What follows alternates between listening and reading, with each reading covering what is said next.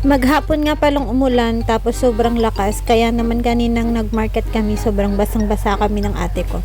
Tas kanina sa market meron kaming nakita na mint tea kaya naman bumili kami. Naalala ko nga yung matanda na employer ko noon, sobrang hilig niya din sa mint tea, palagi niya akong pinapakuha dun sa tanim nila. Nung una nga ayaw ko yung lasa kasi nga parang Colgate lang.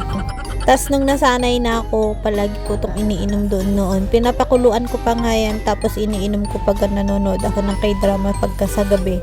Tapos malagi kasi ako nagpupuyat noon, kaya naman nauubos ko yung isang thermos na, kasi may thermos din ako noon na binigay nila sa akin. Solo pala na mint tea ang iniinom ko dati, pero masarap pala pag may lemon at saka yung turmeric.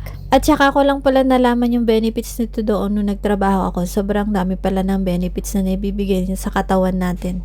Malapit na din palang mag-winter dito sa Hong Kong, kaya naman sobrang sarap nitong inumin sa malamig na panahon.